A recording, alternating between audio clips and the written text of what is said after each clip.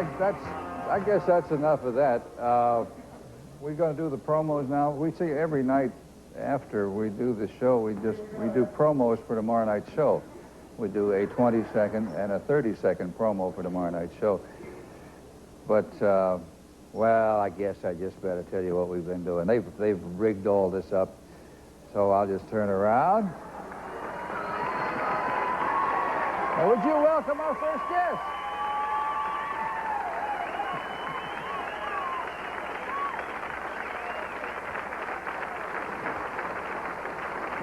Mr. Reed, Mr. Reed, it says, here's Mr. Reed. So would you jump in there, Jerry? I'm so glad you did that. Don't kiss me. I'm so glad you did that. Thank you, my man. You know, we had a guitar player here a while back that came to this show that I want you to come out here and play with some night. Albert Lee. Do you know Albert Lee? He's from England. Yes. Hot guitar picker. Yes. I think the two of you would sound terrific together. Yes. Okay, you want to go for some no questions? No.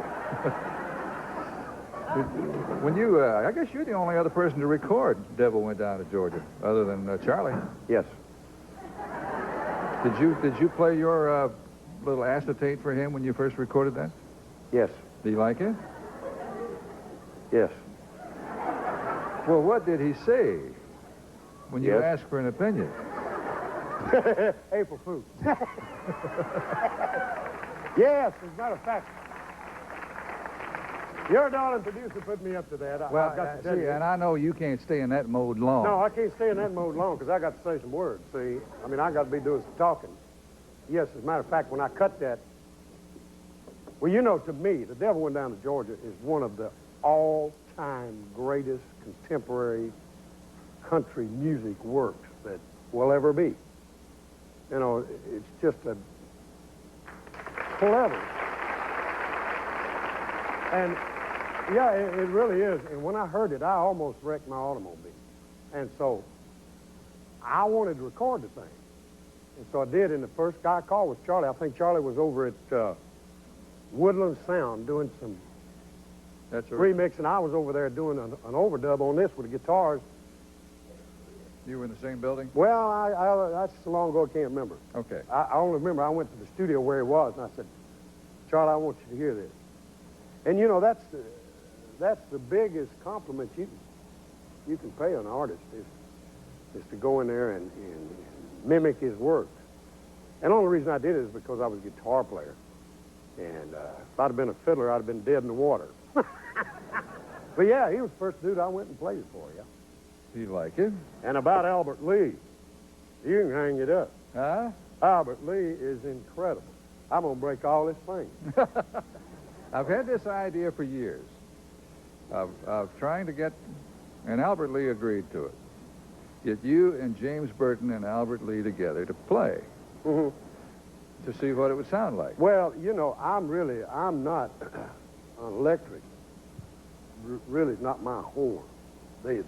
I'm a gut string player. I'm a finger player. We'll give you a microphone. You can. We'll give you a microphone and turn you up. We'll mic it. You can be loud as they are. Boy, well, you know, I'm flattered that you would mention my name in the same breath. Well, I've always thought you were a great guitar player. They are guitar players. I'm a guitar thinker. You know, I get in front of people with electric guitar, I get all nervous. I get quick, my brain runs amok. Your brain runs amok about every day. We'll talk. Reed, I wouldn't let kiss me. You can't. Oh, How you doing, honey? Telling you, see? Mr. Reed, I assume you are a fan of Kelli Warren. Huh? I assume you're a fan of Kelli Warren. Well, I was watching the rehearsal. She's well, I'm a fan of yours, I tell you. Well, she's Thank incredible. You. Yeah, that's incredible. Well, I appreciate that coming I wish from I could do that stuff. Do what? Hey, go. Oh, when I do that, You could do that real well. Reed, you can do it. Nobody wants to see I have it. nothing to shake. And I do. Let me ask both of you about this. I understand you were in a talent contest when you were 3. Yeah, I sure was. I was, it was in a talent contest close to my hometown. And it was up to, I believe 25 and over or something. Anyway, my grandmother taught me a song. He's got the whole world in his hands, and they stood me in a chair where everybody could see me. And I stood up there and belted, he's got the whole world in his hands, and won it. You did win it. It's hard to beat little kids. Yeah, kids and dogs, I hate them all. Reed, were you ever in a talent contest? Mama took me to a beer joint when I was 9 years old, because we heard about this talent show, and I wanted to be like Hank Williams. Mm-hmm. And it wasn't nothing but a beer joint. I'm talking Skull Orchard. You know, they had sawdust on the floor. Her babies up there and all that stuff. And I won first prize singing there at 9 years old, and they couldn't give me first prize because it was a case of beer. That's true. So what did they give you? I forget. I didn't like it. Huh? I forget what it was, but I told them, well, I can sell the case of beer. You know, if you just let me have it. You get the money out of it. What did you sing? I sung one of Hank Williams' songs. Did you play guitar at that? Oh, I thought the world hung on my shoulders when I was 9. Boy, I got up there with that guitar. The truth of the matter is, I didn't know but 3 chords, you know. And I'd play with the band until they went to chord I didn't know, and then I'd wait till they got back to one I did know, and then I'd... Really? Let me take a little break here, and then we're gonna meet an old friend of yours, JohnGary Smith. Yeah. We'll be right back. Jerry Reed and Bo Hopkins, called "What Comes Around." Is it what comes around goes around? Am I right, Mr. Reed? That's it in a nutshell. And the fellow you're about to meet wrote. Well, welcome to the show. I think I met you over at the premiere. You want Yes. to speak? Mr. Reed wants to speak. Why'd you hold up your hand? Makes no difference. Huh? Doesn't matter. No, I want to hear what you had to say. I don't have anything to say. Are you mad? This was for him. Huh? It was for him. Oh. It was for Gary. Oh, okay. Do you understand what he's talking about? Yes. What does it mean? No. Hey, Jerry, I can't do that. April Fool. No! He made me do that. Huh? Now, Ralph, I apologize. This is Gang Up on Ralph night. He told me, would I please go along I with didn't tell you. The producer told you. Did you have another song planned for this show? that. Yes, sir. See, Well, Ralph? we can go ahead. Hoot, we can play Orange Blossom. No. I'll swear to you. Do you know how difficult I told that you to was? do this way. That's difficult. I'm awfully proud to be here, sir, and I'll answer Where do your you live? questions. Houston, Texas. Did you write Family here. Did you write this movie on some sort of consignment, or did you write it with Jerry Reed in mind? Was this an original idea of yours? Yes, sir. The Well, movie? I wrote the original story along with a partner of mine in Texas, Dave Franklin, and then we wrote a screenplay that Jerry got a hold of, and actually Jerry called me on it. So you wrote it before you met Jerry Reed, then? Yes, sir. And then he called me, but he got a hold of it through somebody. I don't know. How'd you find his screenplay for What Goes Round? I forgot. You're not going to keep doing that, are you? He came to the office, and They were looking. I was looking, and actually tell him why you wrote it, and the way it was changed. They did a rewrite to fit Jerry's closer to his. I met Bo for the first time down in Atlanta, and a lot of people confused me and Bo Hopkins. You look on long shots. You look alike. Enough to be confused, be called brothers, right? So I was looking for a property, to do with Bo and do a script on brothers, and L.O.T.'s O'Brien Valdez. I love it. They don't know what that means, but they're holding a sign up, and we'll get back to this later. All right. Thank you. I want to talk about this. Sure. Okay. All right, we'll be right back. Now, we had that particular break we just made was very important, so we had to break off what we were talking about. The script you wrote, the movie you wrote for Jerry Reed and Bo Hopkins, I thought had a rather strange title. What Comes Round? Well, that was their title. That's their title. Yes. What was your title? Song of My Life. Okay, well, apparently from what Jerry said a moment ago, there's a reason you wrote this. Well, originally, the idea came to me when Elvis died. And I had just kind of a thought that it shocked everybody in the business. And all I could think of, it seemed to me like if enough people would have known the trouble that Elvis was in totally, you know, with his medicines and drugs or whatever happened with Elvis Presley, that some good, it wouldn't be too far out of a reality for some good old boy just to drive up in a pickup truck and grab him and take him out in the weeds and take him fishing and straighten him out a little bit. And that was the thought behind it. And I decided to make it his brother. And so Jerry made it because of Bo. Yeah, now, if you didn't see the picture, Jerry is a big-time singer in the picture who becomes an alcoholic. And Bo Hopkins is his brother, and Bo runs a... Manufactures race cars. Manufactures He's got a race body shop in yeah, the and picture. race cars. And Okay, anyway, Bo takes it upon himself to hijack Jerry and take him off into the woods and straighten him out. Mhm. That's just part of the script, but I assume that is the part it revolves around. Right. Now, that was your idea. How'd they change it? Just to fit more some of, you know, the idea of the brothers and some more, I'm sure, of Jerry's real-life experiences, too. Anyway, is the movie All still that. circulating? It's out in the far west. Oh, it's called what? Utah and... Oh, What Comes Around. It's a good picture. Now, look, and it really is eerie to sit in the movie house and watch long shots of Bo Hopkins and Jerry Reed, who almost look like twins. Oh, yeah. Yeah. It's an interesting story. I was sitting in his hometown one night. I was working in South Carolina, and I was sitting in this restaurant, and these four black ladies walked by me like this, and they looked over and they said, we saw you last night on Dynasty, Mr. Hopkins, and we really enjoy your work. I said, thank you, ladies. And Bo, everywhere Bo goes, he says people would say, hey, when are you going to record another Amos Moses? He said, oh, pretty soon. Can I have your autograph? And he writes Jerry Reed. What is his hometown? It's Greenwood, South Carolina. Greenwood, South Carolina, I'm sorry. Okay. All right. Greenwood, South Carolina. He's a nice man. Because of time limitations tonight, we are not going out into the audience, but nevertheless, I have their cards, and some of them are about you. And the people in our audience tonight had some questions they wanted to ask you. Like Christine Nance wanted to know if you ever worked in a cotton mill. Oh, my folks, oh, yeah, cotton mill people. That's what we were, cotton mill people, textile. Said she worked in a mill. Yeah, my daddy was a section hand in the spinning room, an exposition cotton mill. Now, I don't understand this part of the question. Perhaps you do. Did you ever doff spinning? No, I worked What does that mean?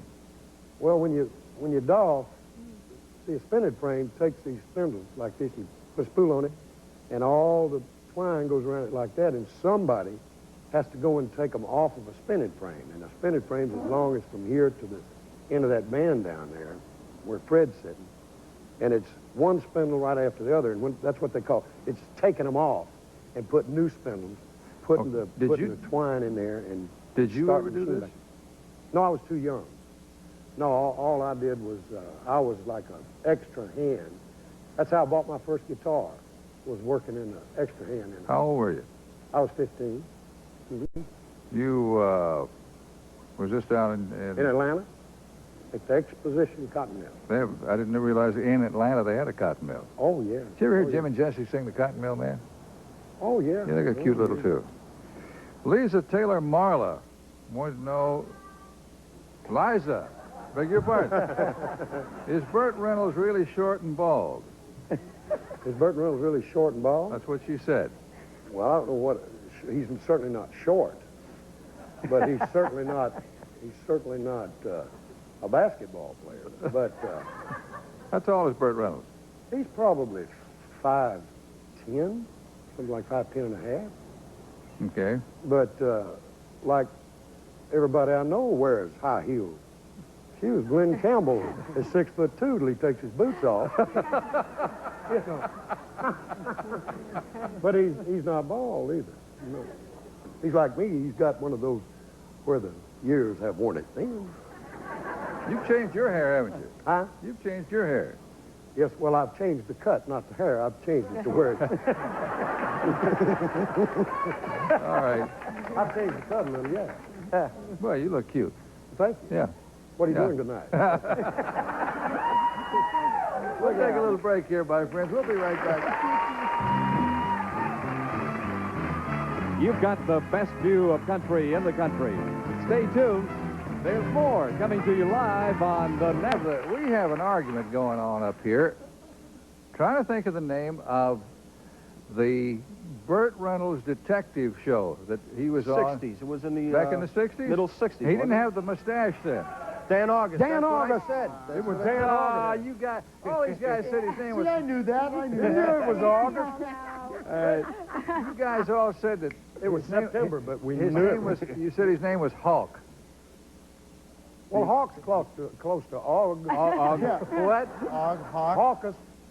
Same thing in my Dan book. August. That was what it was, yeah. His He middle didn't- name was Hawk. Yes, Yeah. that's it. It was Dan Hawk August. He was part beg your Cherokee, right? Did he have hair back then? Oh, no, well, I mean, he still does. What he's am I- still, well, yeah, see. But he He was had no shorter mustache. then. Tell him what you said a while ago. He really is, isn't he? Yeah, God gifted Burt Reynolds. Boy, He's you're a not good-looking fella. He really is. And I assure you, if he walked into this room, nobody would pay any attention To anybody. to anybody else. anybody, you can stick a fork in me and you, we're done. Well, we're walking on the edge anyway. I'm done. I'm sure everybody asks you, and maybe it's come up on this show, but Jim, how did you and Alex get together? Seriously? Yeah. We met actually about 8 years ago, Alex. Yep. At a comedy club, and he was emceeing, and he was probably the only MC who ever... I was in an X team, and he was the only guy who ever had 2 mics for us, because they'd always leave 1 mic up there for 2 guys, and we'd have to pass them, and I remember that, and I thanked him, and we became buddies. That's how we started. It was Well, you're great. about 8 years ago. And, Thanks. and then we met each other at the club, and I happened to be having a party that weekend at my house. And Wild party. it was a celebration. It was the summer solstice. It was the longest day of the year, and we figured, good day to have a party. So, and that's We how got drunk. We had a few beers together, and been buddies ever So is the act 8 years old? No, it's under 2 years. It'll be July 24th. Oh, you knew each other for some time before you decided to become partners. And Alex had wanted to tour in different parts of the United States. He wasn't sure, so I said, come on with me. I'll help you count the money. You take care of the luggage.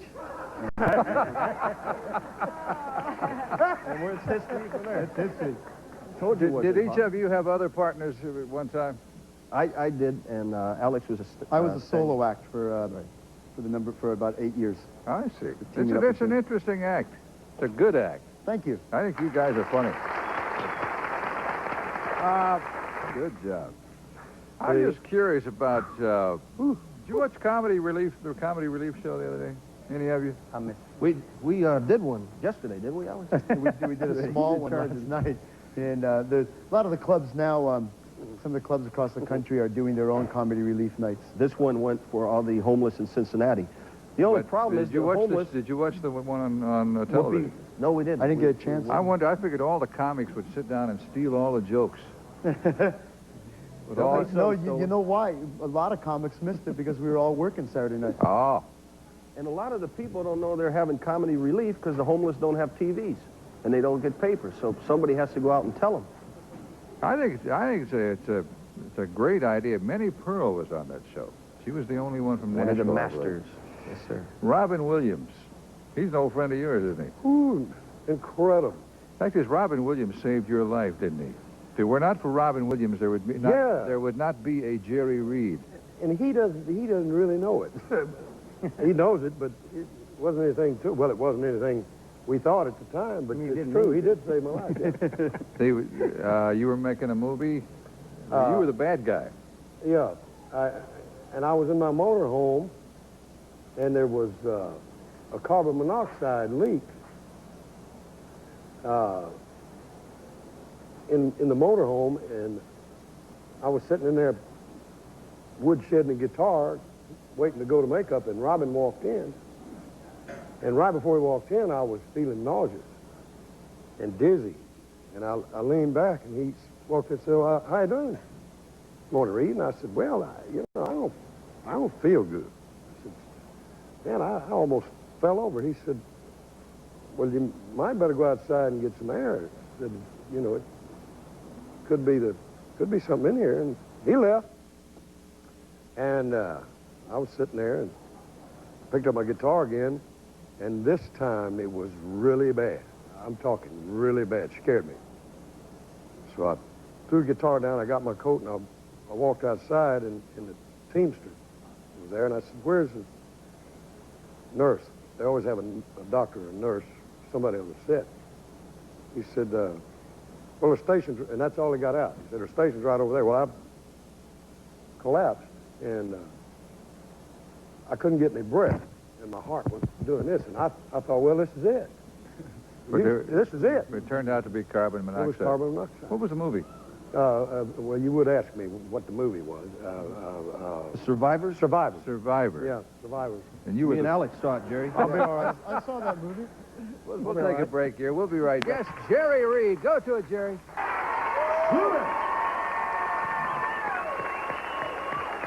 Jerry, thank you very much.